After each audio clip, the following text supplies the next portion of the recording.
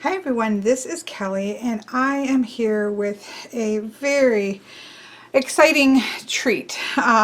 Certainly it is a treat for me, but I hope that you will also enjoy this as well. So I'm going to put a huge disclaimer at the beginning of this video. Number one, I always state when I've been given a deck for the purpose of review, and I have been given these decks for the purpose of review from James Eads, the creator.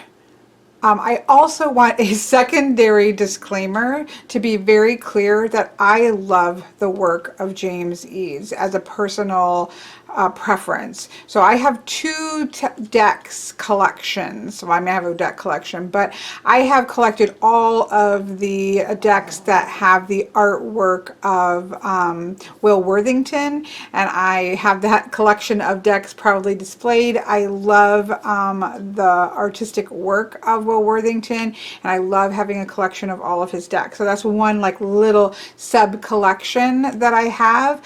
I also have all of the decks of James Eads, and that we're going to be talking certainly because this has to do with the Prismavisions and the Light Visions, but I also purchased his, and I love his Open Portal playing card, which is a playing card game, but then also being able to use it in an Oracle system. Absolutely love this. Like this I fell in love with his artwork through these decks, but his mind and the way of being able to create these systems and create these worlds to be able to divine in, I fell in love with Open Portals. And he also did a Green Glyphs Lenormand deck, which is really fantastic. I love the way that he synthesized the positive, negative, and neutral tone energy that's in Lenormand, and he did this in a way that worked really beautifully artistically. He also has a couple geomancy shout outs too in this, which is of course my jam. I know with beyond a doubt that I used geomancy in a past life, and so I love when something like that shows up. So that's the great. So I have all of his decks, some through given by review, some through my friend Patrick had given me one. I purchased them as well. So I have all of his decks, and I use all of his decks.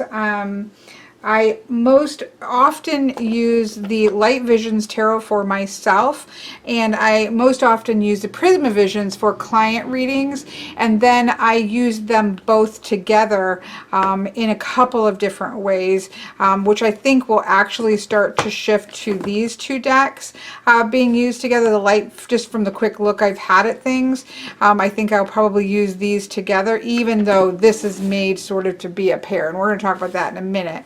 But I use this a lot for myself. I absolutely love the monochromatic nature of the Light Visions, and I tend to go to this one for myself. Whereas I feel like people really, clients and things like that, really respond to the color, understandably, of the Prismavisions. The Light Visions is a monochromatic version of the Prismavisions that actually came first. I love this deck. So these are all decks that I use as well as absolutely love. So, but I want to make that disclaimer because I have been not even on just on decks that have been given me for review, but just in general. Some people obviously get a little bit not thrilled with my enthusiasm, because my enthusiasm can sell perhaps a deck maybe more than the deck is warranted. I don't try to stay neutral minded in some of my deck reviews. I'm excited about certain things, and that is going to show in this in particular, because I really love what's going on here. I have been watching the deck unfold on his Instagram, so I'm just giving you a forewarning. If you don't like enthusiastic deck reviews, then this may not be the one for you, because I am really excited about this here. So you have been forewarned. So that disclaimer, two dual disclaimers out of the way, what we're going to be taking a look at are the pre-deck. So this is these are decks that are, test decks or prototype decks that James Eads has before actually putting in, obviously, the full order. So there could be spelling errors in the book. It's still obviously gone through more edits from the final copies, and there could be little shifts and changes, but so keep that in mind when you're looking at it. This is going into Kickstarter. Depending on when you are watching this, the Kickstarter starts Tuesday, August 11th in 2020. So I don't know when you're in the future potentially watching this, but that's what we're looking at here. And so this is going into Kickstarter. The deck is obviously the deck itself. We're going to talk about it with a little guidebook, but there is this amazing book, and I've looked at both of these because I wanted to get a really good handle because I knew it was something different and I wanted to get a handle on it. This is a book that's separate within the Kickstarter, and you know me if you've watched my channel, I'm actually not a huge fan of separate guidebooks on things, and I'm not even a huge user of guidebooks in general, and I don't say that with any disrespect to the creators of guidebooks and the time that people put into them, but it's just the nature of the way that I read, especially something like tarot, that when I have very it sounds wrong, well-established ways of reading tarot. And so while I do take into account visual nuances of a deck, it doesn't change the way that I read a particular card. So the kind of guidebooks that excite me are guidebooks that go into the symbolism within the card and why they're being used. But I'm not somebody who always has a guidebook out. In fact, I rarely will have a guidebook out for a deck. So if there is a separate book for a deck, I'm generally not going to purchase it. And two reasons. One, because my friend Patrick always does, and so I can always ask him if I want to know something. But secondly, I won't use it enough usually to be warranted. But there are exceptions to that rule. I'm so sorry. My dog is so sleepy and she's snoring right next to the table. I'm gonna try to roll her a little bit. Yes. Oh, I'm sorry, baby. She's like snoring right next to my reading table. Anyways, there are some exceptions where to the rule. One of these I would give as a good example for this is like the Dreams of Gaia. Dreams of Gaia is a tarot deck, but there has been the creator did a lot of adaptations to it, and I think that you would actually miss out on the full potential of her deck without that guidebook. And in fact, there is a small version that's been done of the deck that has a smaller guidebook, which is great to have. And if that's all you can get a hold of, it's all you can get a hold of. But truthfully, I believe that deck you lose out by not having the guidebook. You're missing a piece of the puzzle. And this is one of those things. Like, I am probably as excited about this as I am of the actual deck itself, because I think this is an amazing book, and because of what the Cosma Visions Oracle is, and this does have a little guidebook that comes, so you don't have to get it, but I'll show you the differences, and I think that you actually lose a little bit by not having the book itself. But remember, as I said, I am a huge fan of James Eads' artwork, right, as well as everything, and just as an art book alone, I mean, it's absolutely stunning. So I'm going to start here just because I think this is going to make most sense. This is going to be one of those walkthroughs where we're putting cards together in different configurations. It's not going to be your just standard flip through. So, just be aware of that. If that's not something that you enjoy, then be aware. So the premise of this deck is that we have his original tarot deck, which is called Prisma Visions. Well, the original being Light Visions, and then this came out in the colorized version, and I'm going to just use this one from henceforward. But this is the same. There's some variations, but I have a flip through of these two together that you can take a look at if you want. But the concept is this is the tarot deck of James Eads that he's put out, the Prismavisions, and it has the minors in panoramic scenes, which is just absolutely amazing. We're going to look at that in a minute. Again, I have a full walkthrough of this where I've laid them all out that you can take a look at. So this book is a dual book. One side is the book of Prismavisions, an exploration of the Tarot Arcana by Catherine Toombs, and James R. Eads.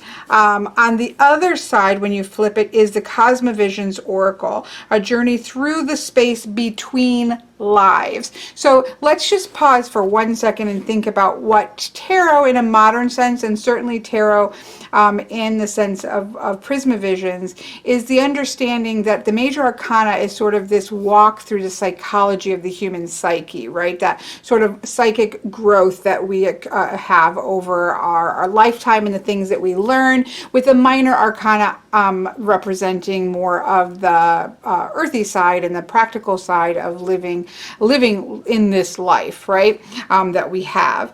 And so the idea behind the Cosmavisions is that when we die, and this is something that the reason that this excites me so much is that this is the way that I believe, right? So this isn't just sort of a let's have an esoteric thought of what this might be. This is actually goes along with my belief system, so that when we die, we are ushered into the other world, what various different ways in which you might call that, but there is an existence between past lives. So the Cosmavisions works off the premise that that we do have multiple lives, which is something that I have believed since the beginning of believing anything, even in the midst of being raised in a fundamental Christianity.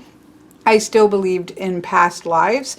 We're not going to go into that, but I think you can actually find justification for that I really do believe there's even a justification for that within the Bible itself. But my point is that I have always believed in past lives, and I've always believed that there is this in-between space that we are in until we choose then to step back into or not into another physical life.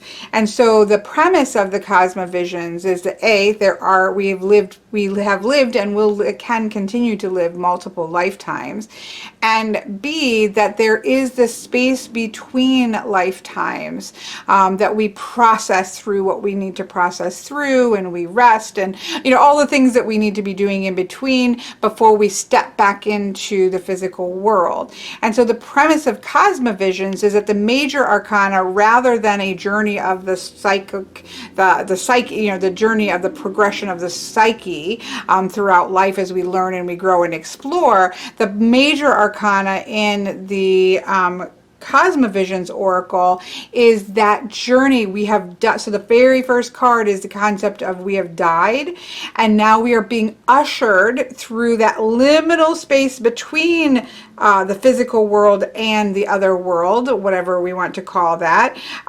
There is a transitional period between that as we're transitioning into that spirit world, and then doing the things that need to be done through that spirit world of the major arcana. And by the very last card, where the world card, where we would step into our next physical existence there. And so that is the premise the difference between, say, what we would typically see with looking at a modern take of the major arcana of the tarot versus the Prismavisions Oracle. Now he calls this, or Cosmavisions Oracle, he calls this an oracle, and it is very much, I would say, a hybrid. But there are very direct key correlations between the cards of the Cosmavisions with tarot cards.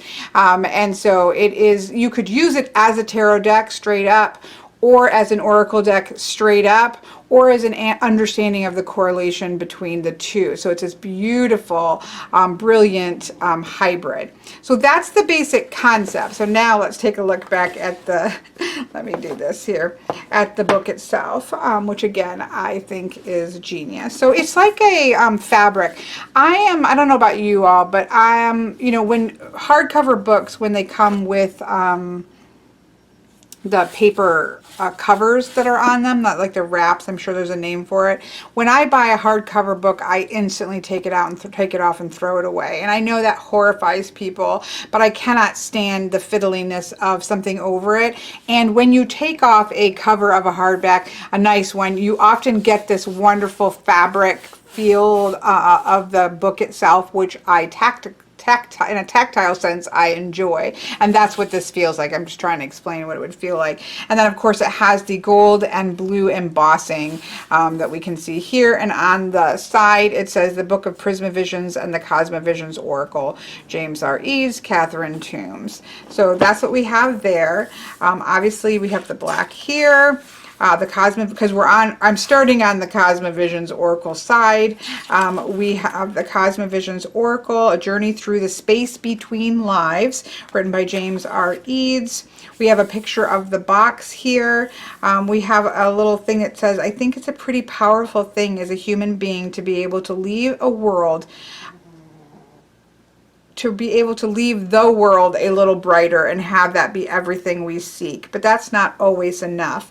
So I made this with a shard of my soul to try and expand or inspire, thinking outside of the need to feel full and instead enjoying the greatness of being present, which is beautiful. We have the table of contents. We have a really great description of creating the Cosmavisions. He does talk about how his mother at one point had given him a book, and it was a book about past lives and things of that nature. I'll have to ask him. I don't think there's anything bibliography that tells what that book is, but I would be interested to know what that book is. And so then, that's kind of sparked this journey and through why he's creating this particular oracle. So he says, I created this oracle to tell one story of what may happen in the space between lives, reimagined upon the structure of the traditional 78 cards of tarot. The first 22 cards, the bordered major arcana cards, explore this journey with death at the beginning of it all. The oracle starts with the 5 alchemical birds inspired by his father. These birds are thought to be representative of the few moments after death and the journey of the soul reconnecting to itself. After the 5 birds, we are taken to the spirit plane and are reminded of things once forgotten. It is after time in the spirit plane that we choose a new life and begin a new vessel to experience life on earth yet again. After the journey of the soul through the major arcana, we are met with a minor arcana, 56 cards that all come together to tackle living a human life on earth. So we have that, and we'll go there closer there. So he really talks about the experience of creating the oracle, which I thought was really powerful. So then we have, let me zoom in here. Oh, and this is something I'll show you on the other side as well. So you can see this beautiful way that the 4 minors are a panoramic of the suit. So we have what would be the fire suit. We have the lotus suit, which is would be water. We have the air suit, and we have the earth suit at the bottom. And so if we see if I can find this, where it shows it on the Prismavision side, does it show it at the beginning like this one? Don't. No, I should have. There we go. So let me flip this over. So this is the Prismavisions, where we see that beautiful panoramic of the suits, which is wonderful to read with. I've read a lot with this deck, and the ways in which even the cards that aren't meant to go in order when you put them out in the reading, and how those kind of connect together is such an amazing treat, right? There's very few decks that do this, and I would argue his was probably the first, but I don't know that for sure. So the Cosmavisions is the same way, and so we have them laid out there. Also, did we talk about how the edges are blacked? Oh my goodness. Okay. So then it goes into understanding how to work with the cards, and there's a great section of of spreads. We have the Vision spread, we have the Celtic Cross, which I use the Celtic Cross forever, so I love that that's included. I don't mind it. Some people don't like it. I use it, or I don't use it anymore because I've kind of made my own, but I use that for like 9.5 years. It's a very good spread. It's stayed around a long time for a reason. We have the mirror arc. We have a life map, which is one of 3, I think, past life readings. I love past life readings. It's one of the main readings that I do a lot of in my shop. So I love working with past life energy because it's very integral to my way of seeing the world. And so I love it. And so finding a book that has 3 past life spreads to try out is exciting. So this is a smaller one that kind of looks at the progression: birth, childhood, adolescence, adult, you know, all the way through to death. And so then there's this big one. And this is where Mr. Eads has really allowed Lenormand to teach him some things about reading that can be applied to other things besides Lenormand. And so there is this Cosma Visions Regressions, and I really wish, if Mr. James is watching, I wish he would make us a mini version of the Cosma Visions, because I would love to work with this a lot, and I think that it would need a mini version to be able to do that. But to do that a lot, as I would say. So this is a full, using the major arcana as the houses in a tableau, and then using the minors to lay on those tableaus and do all kinds of amazing things, looking at a particular past life. Really cool, using all of the techniques of reading a Lenormand granted book, including knighting, including looking at, you know, cards around the significator, all of the things that we do with a grand tableau in Lenormand. He's applied to this past life reading. Just, I'm so excited to try this reading out, and I would so be begging Mr. James to make a mini deck to work with this. But anyways, continuing on, this is a great section here. It's almost like a guided meditation. So there's this whole process that happens it starts with death, and we're going to talk about that in a minute when we look at the cards. But the first card starts with that death, and then we have the 5 birds that usher us to the spirit world, right, or the spirit plane.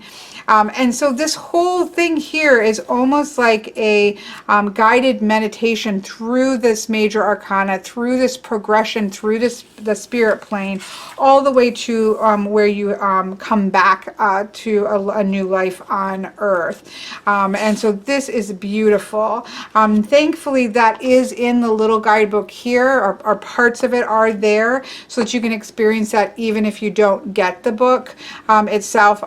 But so we have that, which I think is gorgeous. And then it goes into the cards themselves. So you can see that you have a full page color representation of the art. And this obviously is a treat in and of itself, because James Eads' artwork is amazing. And so being able to see it and experience it in that size, that is a joy. And of course, on the other side, it's the Prisma Visions. We'll look over there. Mostly we're going to stay here, but we'll look over there as well.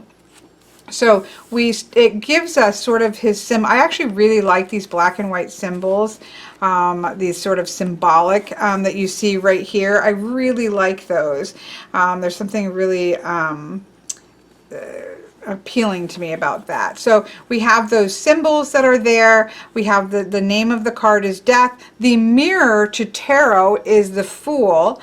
We have this in the beginning, there is death. It is what we often fear most and know so little about. We imagine it as a soundless dark void where there is nothing everywhere. But in this oracle, death marks the start. Perhaps it is here that we can finally see death not as the impending force of doom we so fear, but rather as an escort to our next chapter. It is the end of a cycle and opens a door for a new lifetime to unfold. So then it gives you an upright meaning and a reverse meaning with keywords. What he's also pulled from Lenormand is this idea of neutral, challenging, or uplifting energy. And so he notes whether something is neutral, whether it is challenging, whether it is uplifting. He also does talk in this the fact that while some people who read tarot don't read reversals, I'm one of those people, he does, the system of the Cosma Visions Oracle is designed to work with reversals. So when there is a system that is meant to use reversals, such as Death Day and things like that, I do use reversals in that sense. And so I will probably start out, and he even says you can start out to get comfortable with the deck, but then, you know, give the reversals a try, because it was intended to be used that way. And so sometimes it's the same, like this is neutral either way, but sometimes it's different, like the Crow is neutral, upright, but it's challenging in its reverse, and so on and so forth. So sometimes they're uplifting, sometimes they're challenging, sometimes they're neutral, in different combinations when it's reversed. So he has that there, and so you have the upright meaning, the reverse meaning, keywords for both, the presence of that energy, whether it's neutral, uplifting, or challenging, and then a little bit of how you might read that. Now, I thought that this was in the little book here, but I actually think this is what's in the little book. Let's take a look here. So let's pull up the Death card in the little book. We have Death, we have the Mirror of the Fool, we have keywords new beginning and second chances. Oh no, yeah, so this is this little bit here, and then it kind of gives a general sense of how you, but doesn't give you that, the presence there, or the upright and the reversed meaning. It probably combines this a little bit. A second chance at living, beginnings can also be restorative. Yeah, so it's just kind of giving you a basic. It truly is one of those things that I think if you're really going to lean into the system of the Cosma Visions Oracle, this deck is kind of a no, or the book is kind of a no-brainer. And I don't usually ever say that, but for me, I think you're going to lose out. Can you use this as a tarot or an oracle deck with just this? Of course, but really leaning into that full system. I will say also, which I thought was great, in this little guidebook, you do have all of the spreads, the vision, the Celtic cross, the mirror, the life map, the full regression with that there, but you just kind of have the placeholders. You don't get sort of the full descriptors of how to work with this, which is really cool in this book in term. But again, if you're used to working with like a grand tableau, this is pretty great. But so at least all those spreads are still there, even though you don't have as much information. So I'm not saying that this is at all bad. I'm just saying that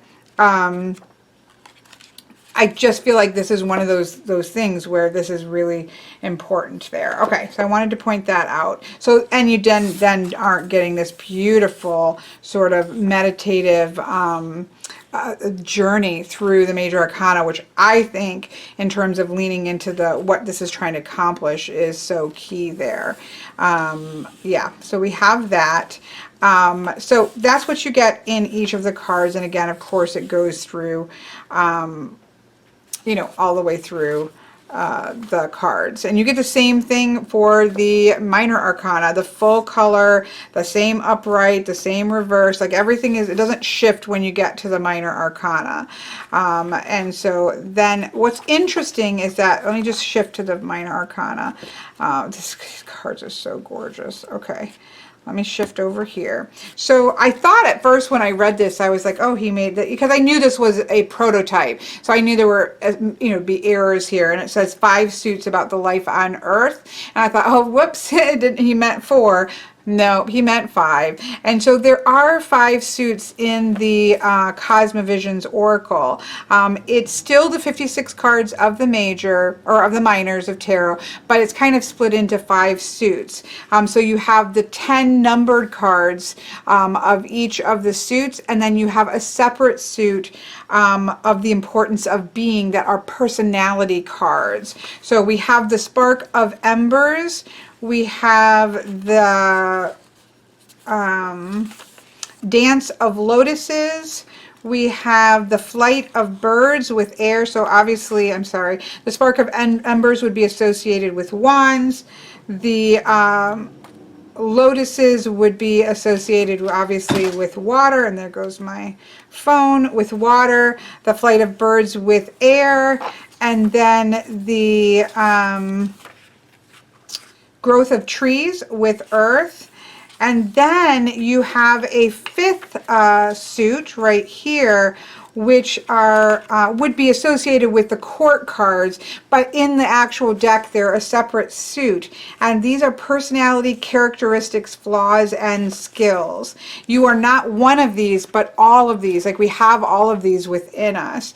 The 16 beings speak to ourselves. You are not one of these, but all. Some of us may have more of these identities active at a single time, and others exhibit only a few. Yours may change depending on the situation, time, or place. When you see one come up in a reading, it is a strong indicator of your personality in the current situation. When you see many, it may suggest that you have many different feelings about the situation, or it may allude to a harmonious balance of different aspects of yourself coming together. The 16 beings create the bridge between the 4 suits. These are the court cards transformed. And so we can see again these black sort of symbolic energies of these, and then of course it goes into them. And so same as with the rest, we have the Wanderer. It's mirrored to the Page of Wands. We have sort of a descriptive here. We have the upright and the reversed, and again the presence of whether it is an uplifting or a challenging or a neutral presence that is there depending on that. And so the court cards are really speaking to different aspects of self, archetypes of the self, and whether or how many of those are in play at the moment of the situation can affect things. So I think that is really cool the way that he does that in terms of this. So that's what we have with the guidebook. Of course, when we reverse the book over and flip it, we have the same sort of thing, you know, sort of his journey in terms of creating the Prisma visions. We have a couple other spreads. I just bent that a little bit. We have the Vision, the Celtic Cross. So those were the same, but we have a different past life spread. I'm really excited to do this one. This appeals to me. So we have one extra one on this side. We talk about the major arcana, and then going into the same thing here where you have the Fool. The Mirror card is death in the Cosma visions, the upright and the reverse meaning with the same presence here. Now it's not the same, I should say. I mean, it uses the presence, but if you'll notice, I'm gonna kind of try to do this upside down. The death would be the first card in the Cosma, and death is both neutral in upright or reversed. So this is equated with the Fool card, but it's not a direct correlation. It's a connected to it, but it's not just a same representation. The death card in Cosma Visions is not the same as the Fool, but there is a thread that is connecting those two things there. It's mirroring it, as it says. And so this we have actually neutral, upright, but challenging in its reversed. So we have that going through, and again, it goes all the way through this as it does. And what I like is in the very middle of the book, let's see, let me find the middle here, on both sides, whichever way you're looking at it, it says, "And now you know, or so you think. Flip the book over for a journey into the Cosma Visions Oracle," or in this case, flip it over into the Prisma Visions. So very clever, really neat. I love this. Is amazing. So that is a look at the book. Again, from my understanding, that will be something separate. You can just get the deck itself, but it's one of those, that's one of those hard ones, folks, because I don't say this often, but I really think if this system, versus just using it as a tarot deck, and that's, I guess, where you can, your moment of kind of processing through will be, if you're just going to be using it as a tarot deck, then I really think that this gives you what you need. If you're going to really lean into this as this beautiful system of past lives and the spirit plane and things like that, that's when I think the book really comes into play. Okay, so that's the book. Now we're to the actual, the deck itself. So you can see it's very similar to his other tarot boxes, Prisma and the Light Vision, the clamshell boxes. This has a beautiful matte. It's more matte. Now there's different versions. So this is, I don't remember what edition. It's the one with the strawberries. So I'm not sure exactly what edition this is. But like I know there's a new edition of the Light Visions that has matte cardstock. This does not. This has a glossy cardstock, and so does this. So I know there's different editions here, but this box has a that nice silky matte feel to it. Very similar looking again to the backs. There's no UPC codes on the box, which is fantastic. I mean, just as a collector, that's fantastic. And yeah. So you have a similar box that you're going to have seen from his decks. The beautiful center inlay. I mean, this is one of, this especially, this remains, when you just open the Prisma Visions, that's probably one of my all-time favorites. Just like, you just feel like you're entering into a magical realm. And it's of course here as well with the Light Visions, but the impact, I think I have this upside, no, that's eyes closed. Anyways, this is beautiful and I love it. It's the same thing, but there's just something about this blues and this piece right here that I just think that's one of the most beautiful first impressions of opening a deck box that I've ever seen. And this is gorgeous, but I don't think it beats this one. That's just personal preference. Inside here we have, it says, as this oracle is told, death opens a door for a lifetime to unfold. The crow a conduit of manifested might, and the swan a siren for unconscious sight. Each bird an escort to the other plane, the soul reconnected to past lives again. And so that certainly gives us the idea of where we're going with this deck. I have that flipped up now. Let's see. Yeah, no, that's the right side.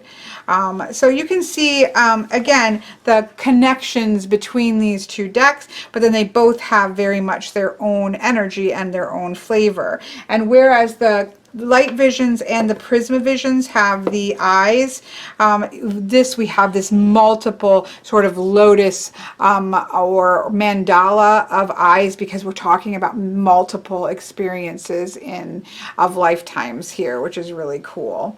So we have that there.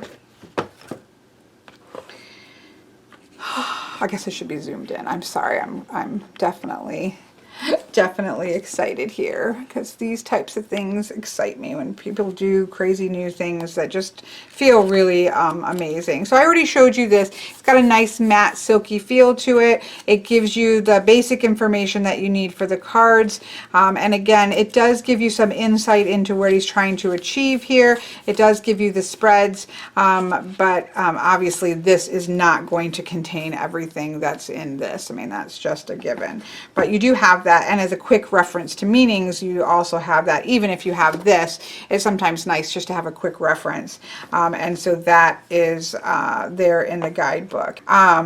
In terms of I keep putting these decks away and then pulling it back out. One of the things that I've always said about the Prisma Visions and the Light Visions is that I think that they are just these perfect, it's a clamshell box like I like. It's gorgeous, it's beautiful, it's visually appealing. It's got beautiful, so the Light Visions has gold gilding, the Prisma Visions has silver gilding. This is held up really well. Both of mine have been well shuffled, riffle shuffled, and held up really beautifully. But one of my downsides the only downside I will say to this is that they're quite shiny. So there is definitely a high gloss to these. Now there are different iterations, and the newest version of Light Visions is a matte cardstock. My friend Patrick has this Light Visions, the new one, and he said it's about the perfect matte cardstock that he's ever had. So he loves I don't have it to tell you what it looks like. Mine is the glossy version. But I've always said, like, this was the only negative was that this is pretty glossy. It's a pretty high gloss there. Well, then he did make the set the green glyphs, a Lenormand, which is his Lenormand deck, which I love. This is that rose petal matte, and it is stunning to feel. So the tactile is feel, but it doesn't shuffle quite as well, right? It does really well overhand, but riffle shuffling, you kind of have to wiggle it in. The more you use it, then it kind of breaks in. Overhand's really, I've used this, so it's definitely been used and kind of worn in. But it's beautiful, but some people don't like it because it's kind of sticky, and I don't like to say that because it's like when you there's just a little bit of a grab. That's what I would say to it. Not as bad as some with that rose petal finish, but it has that. So then what it seems like to me is that with this particular deck, he's found that perfect middle ground. So it is, oops, I keep. So this is the, and again, I believe that this deck is being re-released, my guess is with this card stock, but I'm just comparing it to what I have.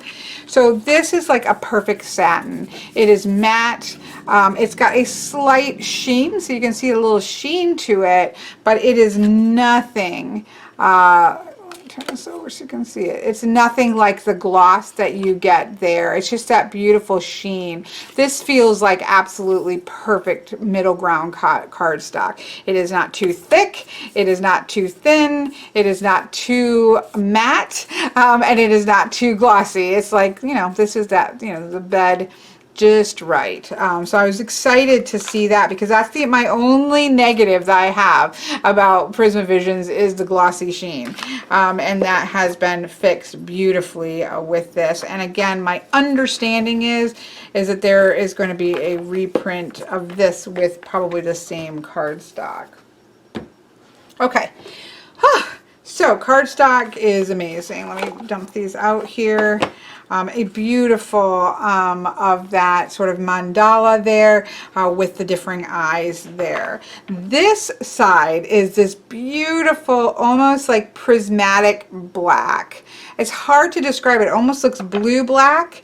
It looks like the crow's feathers of that crow that is going to lead us into that first liminal space. It looks in my viewfinder, and I don't know on the film when I look, it looks more blue than black, but it is that blue black, kind of a prismatic blue black is what I see in person. It's really gorgeous. So you have the silver of the Prismavisions, the gold of the Light Visions, and then this prismatic black of the Cosma Visions. So beautiful sort of progression of different edges there. Okay, so we've talked about the box, we've talked about the little guidebook, so let's get to the flip through of the cards. Now this is so hard because I really want to do this justice, so this is where we're probably going to start playing a little bit. Now I think that some people will want a walkthrough side by side of this and the Prismavisions. I will do that in a separate video. This video is going to be super long by itself, and so I'm not going to do that in this particular video. I'm not entirely sure how to do this, right? So we have, and I'm going to flip through these close up, but I just want to, you know, use this to show a little bit what's going on here.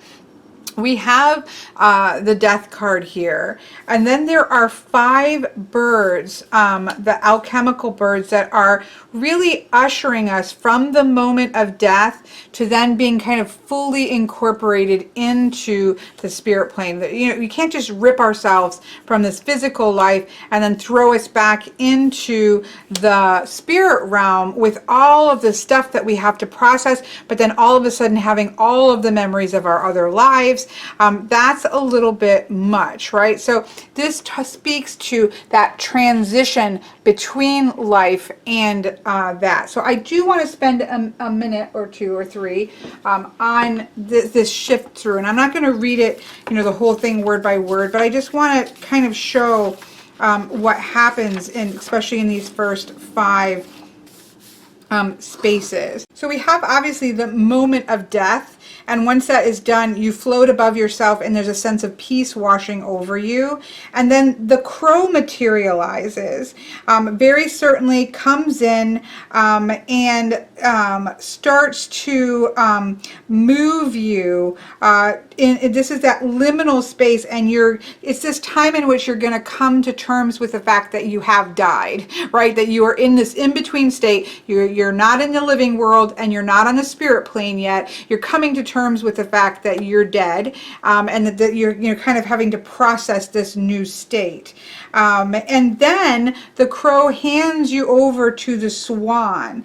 And so the swan is your guardian, he talks about in the guidebook. There is this place in which you can your unconscious as reuniting with your consciousness. And so you're really connecting to your whole self versus just the conscious self that you may have been inhabiting in the physical world with the swan. So then as you're floating along with the swan, you come to this doorway in which the peacock is overhead.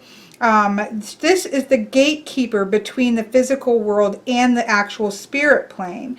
But it assures you that moving forward is going to lead to a good place.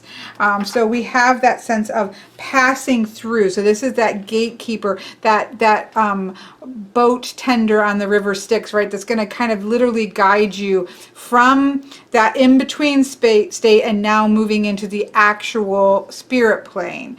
So the pelican is the first bird that you encounter when you go through that doorway, that you're actually in the spirit plane.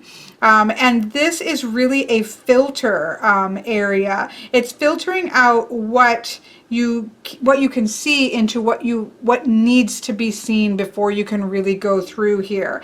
And so this is a guide that requests your deepest fears, sorrows, and pain to come to the surface and deal with those. Some people spend hours here, some people spend years here as they settle that physical karmic debt that's going on, kind of processes through the difficult things that need to be processed through with the pelican. And then you notice the phoenix that's coming on here. And the phoenix contains traces of all the goodness you have encountered in your life. And with these memories guiding the giant bird, it dances in the sky in true freedom, celebrating your new awakening. So now you're fully awake and invested into the spirit plane after going through that liminal journey from the moment of death to being able to be to be able to then inhabit the physical or the spirit plane that you're at while you process through all that until you get to the end of the major arcana, where you go back into a new physical life after you've spent the time here. And again, time could be very relative, and I do actually believe this. Like, we can spend X amount of time before we go into our next lifetime, or we can spend years and years. You know, the time isn't, I think, working the same way that it works here. And when that moment is right to step back into another incarnation, that's then what happens. So here, I think that it's important to talk about in the system, to talk about what happens right here. Now, these are all connected. The crow is connected to the magician, the swan to the empress, the peacock is associated, or I'm sorry, to the high priestess, the peacock to the empress, and then the pelican to the emperor. And of course, when you hit the phoenix, then you are associating that with the Hierophant. Having learned everything that you needed to learn, you have this transformation that takes place. So those ties are there, but they are very much their own thing. They are not just, oh, this is another way to represent the magician. Oh, this is another way to represent the high priestess. There is something else that's going on here. This is an oracle that has connections to tarot, is how I'm seeing this now. I didn't create this, so this is my expression of that. So I think it's really important to see that, because then we start to go into the different things that we're going to look at in the major arcana. So I'm gonna zoom in here now, and we'll just quickly flip through, to the cards that we haven't just talked about, just so you can see the artwork as well.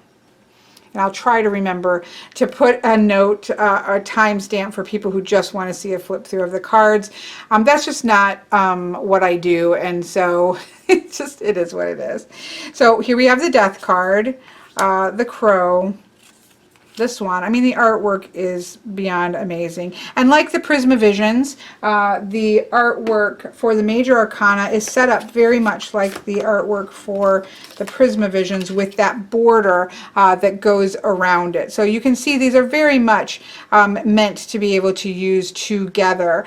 They have the same structure to the physical look of the cards as well. So here we have the Swan, the Peacock, the Pelican, and then we have this new awakening and this new life that happens with the Phoenix, because we're fully incorporated to all of ourselves into the in the spirit world. So then this takes us to the Soulmates card, which is really beautiful, because this has that that we travel through time with these different souls and these soulmates that we meet. And I don't find soulmates as being only just lover relationships that we have across times, although they, I think, are as well, can be as well, but also friendships and things like that that we kind of travel through together. I think that we travel with multiple people at times through many lifetimes. That's a personal belief. So I would be using this as a very in that sense, not just those romantic soulmates, right? So it's beautiful. I love the Spirit Plane card here. It pulses with a warm magic that feels like home. This is about rest, feeling at home, and rejuvenation. This is associated with my birth card, the Chariot, which is always pushing forward, whereas this, we're just sitting still for a minute and just having rest and reflection of what's going on. As a soul in the spirit plane, there is no conflict or sadness. War and disease do not exist. Time does not exist. Inequality is an unfathomable concept. Life here is blissful, but without the bad, it is difficult to discern the good. And it talks about a constant melody. It's beautiful, and the artwork is beyond stunning. I mean, I think this is where having this to really sink into the artwork is amazing. Here we have the orbs. This is associated with strength. It says we learn many things from the orbs that we cannot learn on earth. These are wise souls who have lived lives upon lives and no longer reincarnate into human form. So like a Bodhisattva is someone who continues to incarnate on the human plane to help there. These are being seen as ones that now just exist in the spirit plane, and they are there and imbue lost souls with bravery and strength. Just beautiful, beautiful, beautiful, beautiful. Here we have the cosmic tree. This is the epicenter of all the souls. It is where we all come from and where we will one day all go. It has many names over the time, but at its roots is a collective unconsciousness unfolding for eternity. It is the great mother, the life source of all souls, and the heart of the truth in all things. It has existed since the beginning of time and will exist long after we are gone. It is wise to not seek out the cosmic tree, but rather find comfort in its existence. So when I do readings, I believe when we drop into the collective, the roots of the tree, for me, that's how I visualize readings. This is connecting to this amazing place of source. So to have a card that fully represents that is amazing. We have the life map. This is a blueprint of your complete history, everything that you've experienced here. Each life map is different. They are all balanced in the end. Your inevitable fate, the cycles of you, illuminated and understood. Here we have karma, the universal justice, can never be controlled, will always restore balance. It is the core of why we are brought together with the people in our lives. It's like a complex knot you are trying to undo. We all start with an unknotted string, and as life goes on, we have more karmic debt to untie. It brings clarity and truth through cause and effect. So we have this idea of restoring balance, but then in reverse, we have that sense of accountability as well. beautiful sacrifice card here. Embedded in the weightiness of karma is sacrifice and the tough part of letting go of something you hold dear. But from the orbs, we learn that sacrifice is sometimes necessary in order to move through these things. So some things we do need to let go of. Then I love, again, the past lives card here. This, of course, would be where the death card is, but it isn't a death. And just as we say with tarot, it's not an ending. It is literally a reflection of this has happened many, many times. So I love, love, love this card here. It really makes, it's just powerful. And of course, in this deck, it's a given. We have the maze here. It's a labyrinth of corridors and spirals that may lead to different outcomes. So this really speaks to me of potentials, balance, expectations. Yeah, this one calls to me to really spend some time with. We have the devil card. Instead, we have the vessel here. This is about complexities. The glow of a peculiar vessel draws you in like a familiar embrace from a partner. You feel like a radiating energy. You move closer to it. There's a seductive song to it. Ignoring the inscriptions on the body, so it says, this, you shouldn't really open this. You open it anyways. And so the vessel is like a mask. It hides what is truly underneath. If this card has shown up, it is time to rein in your demons. So it's kind of, again, doing some work with the shadow aspects that could be very, very beautiful on the outside. Here we have the shore here. And because this again is progressing through experiencing this, and then you kind of from the wreckage of that you're pulling yourself up onto the shore here. And then the star card represents the veil, and this idea of, because again we're moving towards going into to a new physical life. Love the image of this card. This brings us to the bridge card from the moon as you're coming across this bridge, which is just amazing. You have the card of infinite paths with the sun, explosions of light. There's so many different paths that are available. And then you start to slide into this new physical world. What is going to happen? What are you going to be? What are you going to experience? You're just taking that slide into the unknown, and then the 21st card, you have started this new path or this new life on earth. So we see that progression from death of one life all the way through to where we're ready to take our step into the new life. And again, this isn't this nice, neat, where I'm going to spend a day here, a day here, a day here. There's different people have different things to process and different timing until they're ready to step into the new life on earth that the minor arcana cards represent.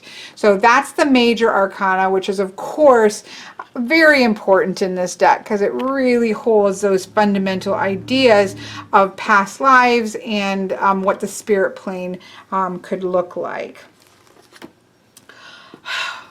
Okay, so now we get to the 10 card panoramas of the amazingness here, and let me see if I can, I'm going to see if I can lay one out just so that you can see it. But there are images, of course, online, and I can probably move this up a little bit. I don't know, I can't remember if I was able to get them all on here, but I think you can see enough.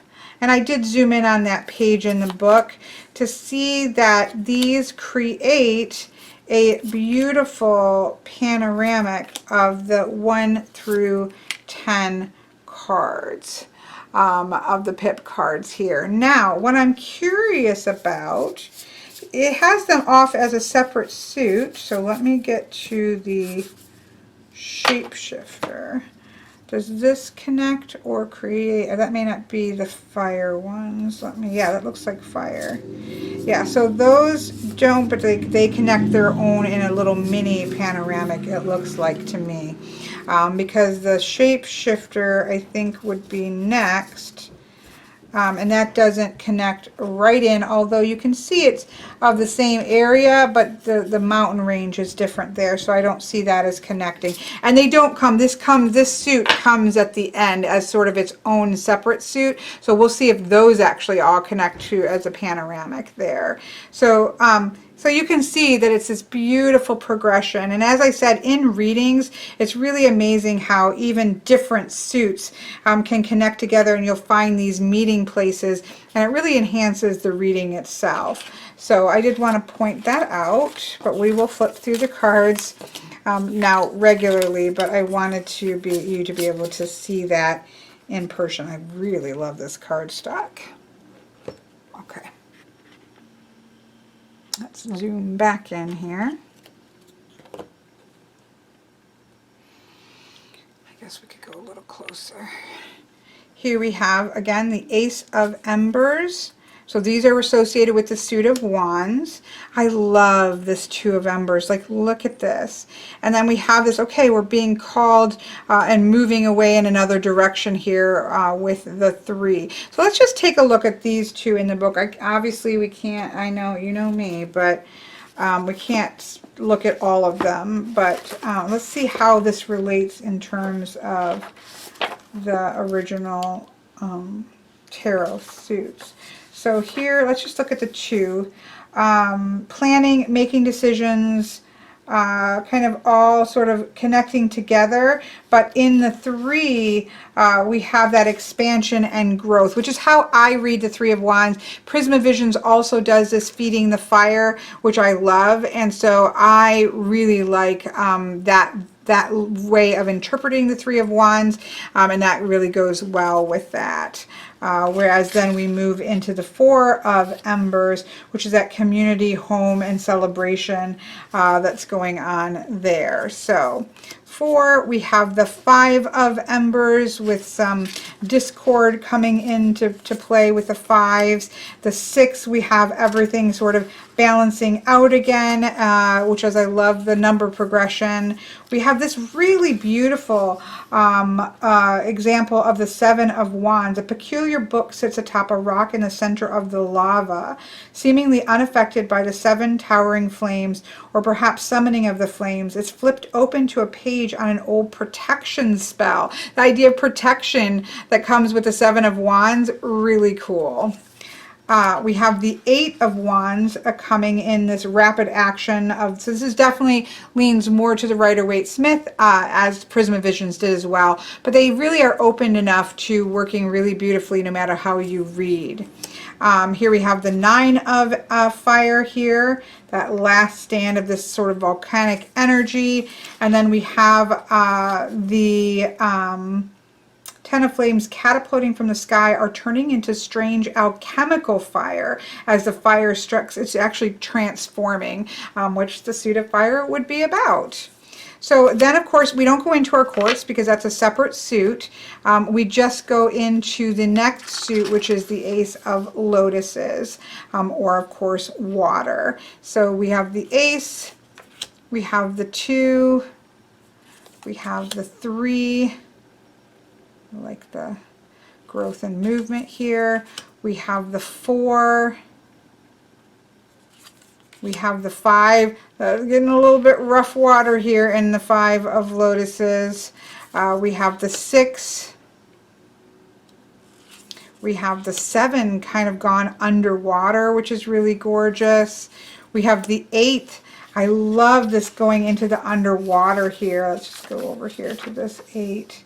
In the underwater world, 8 lotuses sway on long stalks and dance to the song of the humpback whale twirling above. At the bottom of the ocean sits the ruins of a lost city, perhaps from a long-forgotten civilization or a recent catastrophic flood. Either way, the inhabitants are gone, and the city has been reclaimed by the water dwellers. I love that. Here we have the 9 of Lotuses. Thrust into the air, carrying the 9 lotuses upward. So awesome. And then we have the 10 of Lotuses, everything sort of coming together in this happily ever after feel there. This brings us to the the flight of birds, which is that sense of clarity, loss. This is definitely Rider-Waite-Smith as Prismavisions. We have, I love this with the Wise Mountain that's here, Crow Mountain. We have the Two of Birds. I really like this because I like that the Two of Vessels here is this coming together, and you can either bring discordant energy together, or you can bring the singing bowls and the powerful sound that where things are in harmony. I really like that image there. The typical Three of Swords we have with the energy of the Three of Swords as heartbreak. I don't read it as heartbreak, but there is this idea of recovering after this difficulty, and you know, I will lean into the reverse meaning there. We have the Observatory here with the Four of Swords, which I think is perfection. We have the Discord again in the fives. We have, now this is interesting. This is probably my least favorite card. And that's just personal preference. It's the Suit of Birds. I would just like there to be all birds and no airplanes here. But it does give it a little bit of that Bermuda Triangle feel to it, which is kind of cool. But this is things that are kind of out of control and sort of leaving the area with the airplanes here. You know, I, again, would have preferred just all birds, but it's still cool. It's nothing that stops me from working with it. We have the Seven of Birds here. Everything is in a beautiful flight pattern here. We have the Eight of Birds. Again, that's the idea of our brain getting in our own way. I'm kind of caught in this whirlwind. It's very depictive of my mind at sometimes. And I love this Nine of Birds. See, I don't look at the Nine of Swords as being all about nightmare, but it's also about needing to hone in and focus on the true problem or the true thing that we want to achieve. And I think this actually achieves that very well. She needs to be careful here, but at the same time, she's also, you know, shooting out arrows, which I quite like. Then the Ten of Birds. I actually like this. I like using vultures in the Ten of Swords because it's not negative. It's part of nature, and it's everything is sort of, we've picked the bones clean of everything that we needed to learn, and sort of that's been reclaimed and reused. And so I actually quite like vultures as a 10. If it's going to be a Rider-Waite-Smith Ten of Swords, vultures to me works quite well the way that I read, so I'm glad to see that. We have the Ace of Trees, the Two of Trees, the Three, it's beautiful. The Four, I love that because now we're starting to build up that little farm. We have the Five, look at the clouds rolling in and the death face, the skull there. The Six, harmonizing things again. The Seven, things are really starting to build up. The Eight, the Nine, I love that. And then the 10 of Earth, everything just sort of almost to the Wizard's Tower, right? Then that takes us to the fifth suit in this deck, which are, let's lay these out because I believe these are going to lay out as a panoramic. So let's try. If I have them, I did play around a little bit. Oops, let me zoom out. And I might have messed up the order, so let's just see where it comes, and we'll see how it goes, or we'll see how it goes. I think I have to flick it up here a little bit so that we can make it all the way across. Obviously, this is going to have more cards, but you can kind of see it as it's being added in.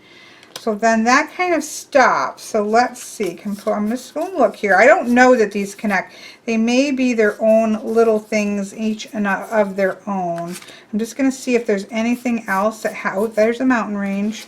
Okay, because again, I messed these up as I was looking at them. So let's see. The Weaver, yep, the Weaver then comes in, which is the swords, and the Iceman there. The Fighter, yep, go all the way through to there. And then is there anything that connects that one in? Obviously, I'm guessing it would be, oh, that actually almost connects back to the beginning over here, which is kind of cool also. So maybe the two sets all go together. Yeah, I bet that's what it is. So then I think if we move this up, we're just playing here, folks. We're playing.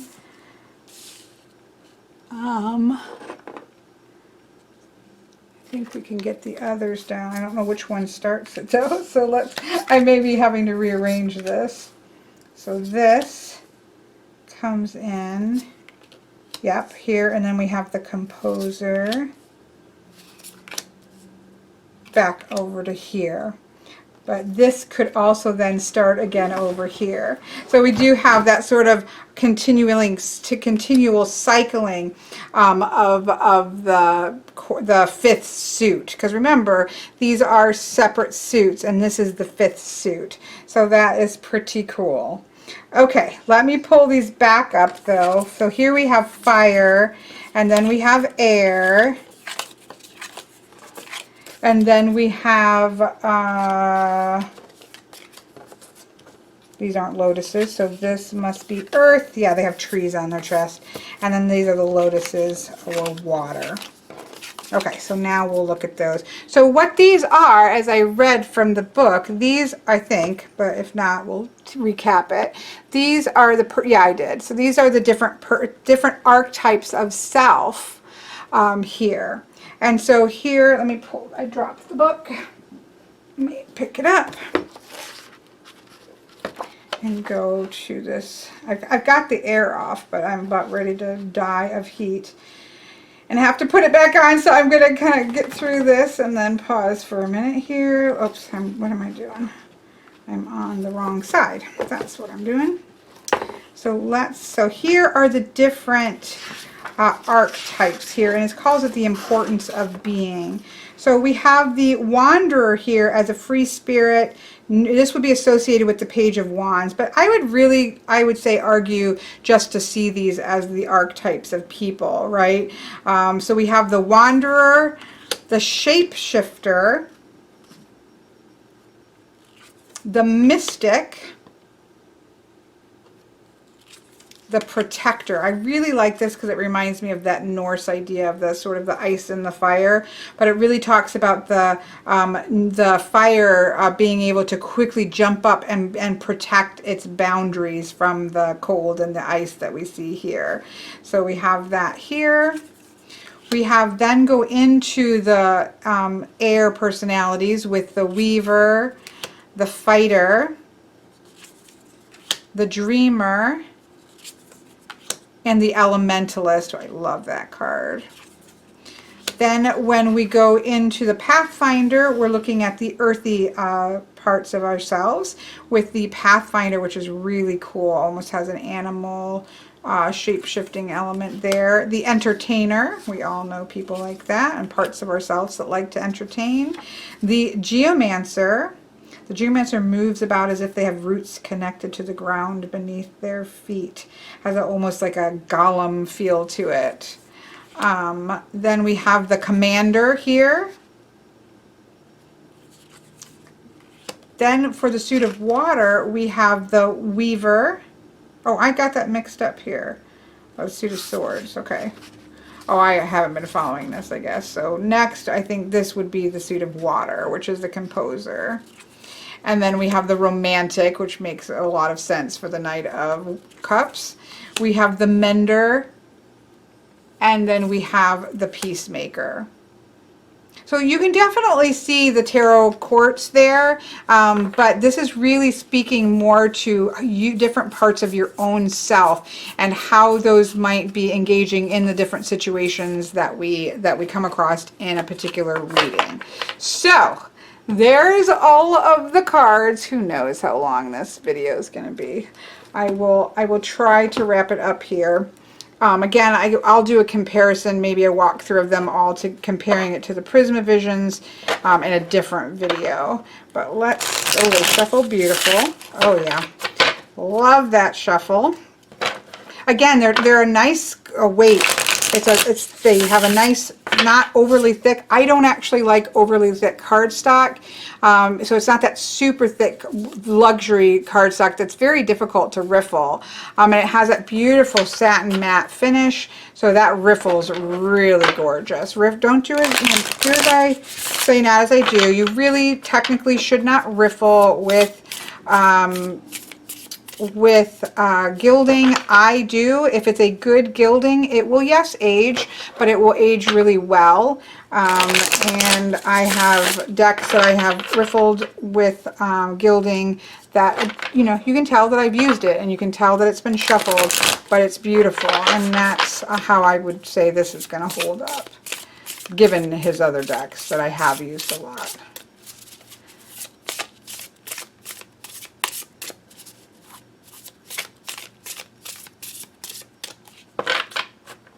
So I'm just going to lay this out in, you know, sort of my version of the Celtic Cross, just so we can see this in person here, or just to see what the cards will look like. So I lay a past, a present, and obviously in a future, and position of fire, position of air, position of water, position of earth, something to do or something above the situation, something to don't do, or something beneath the situation. So that's kind of just a typical tarot spread that I might do. They're so stunning.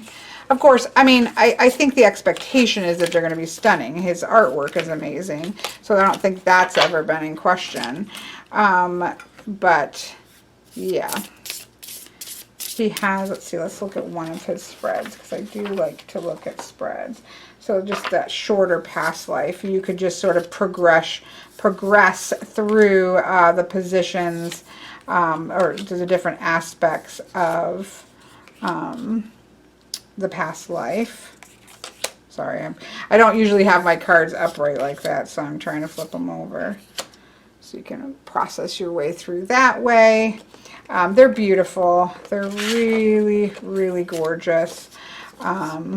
But what excites me more than how beautiful they are is obviously this system and working with this in terms of your past life, and how the lessons that need to be learned, the things that need to be processed. Oops, I got these kind of whopper draw. I know that this is long, so I'm just trying to give you just some being able to see the cards laid out. So this is a great example. Like, even though this is two cards that are not going to go together, this mountain range still goes into this mountain range over there. We still have that continuity of water. There's always just neat ways in which things tend to end up connecting, even though they aren't, you know, side by side connections to the cards, that I think that just add really cool nuance to the cards. So I feel like this is enough of letting you kind of see what's going on here. I will obviously be playing a lot with this deck and kind of leaning into so wisdom that can be learned, needing to pull in that composer and that dreamer. My intention is to use this more as an oracle deck, a past lives oracle. And yes, I might peek in and say, okay, well, you know, that's connected to XYZ, like this is connected to the strength card. But I'm more interested in this as the orbs and of that wisdom of that is can be gained over going across many lifetimes, and that we can gain from that. I'm more interested in leaning into those archetypes than the tarot archetypes, which we have in the Prisma Visions. I'm also really interested in ways of working with these in conjunction with each other, that with the Prisma Visions or the Light Visions and this deck as the Oracle deck.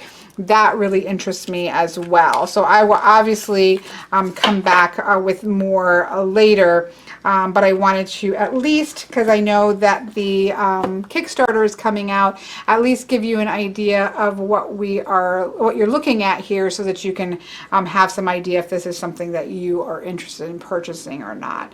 So I hope that this helps in some way. It has been an absolute joy for me, and I look forward to really diving into the meat of this, and I hope you all have a fabulous rest of your day.